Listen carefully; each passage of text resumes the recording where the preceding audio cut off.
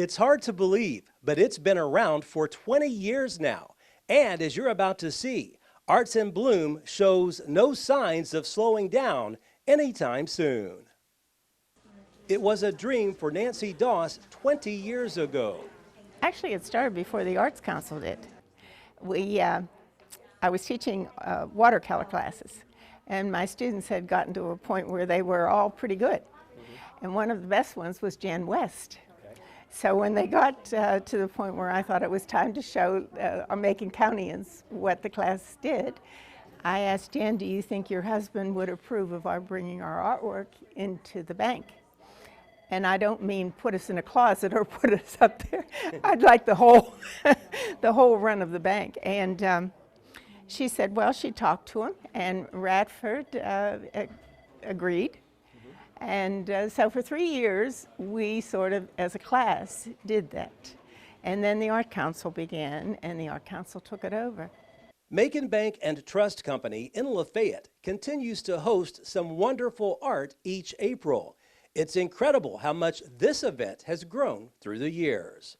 I think what amazes me the most is that the show has gotten big enough to draw really good artists from even a little bit outside Macon County. And it isn't just those of us who are beginning in a watercolor class now. It is drawing, we have a few from Gallatin and a few coming from Scottsville. Now, for them to realize that Macon County has a show that's worth coming in says a lot. There are several categories that artists here can enter.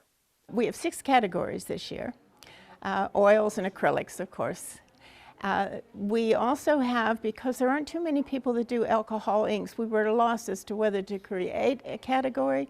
We decided instead to put them with the watercolors and call it all works on paper. So that's 3, oil, acrylic, and works on paper. And then we have the 3-dimensional. And this has some exceptional people in. Benny Maggart's work is second to none. It's wonderful pottery. This is pottery and wood and all those things. And then we have drawing media, and that includes the pastels. And that is 5, and let me think a minute what the 6th one is. Oh, mixed media. Mixed media. And that is the use of usually collage, meaning torn up papers or materials and that kind of thing, along with the paint. Doss says people tell her all the time how impressed they are with the art displayed each year at the bank. She thinks Arts in Bloom has a solid future moving forward.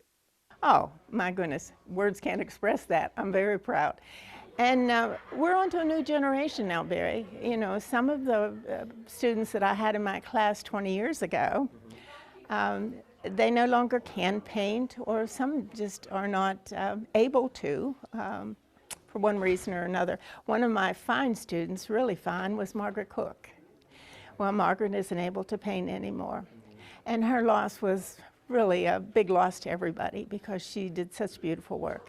But now we have new ones coming along. This year, Don Thompson has entered, and new face. And you know, it gives you kind of a good feeling to have it just keep moving along like that.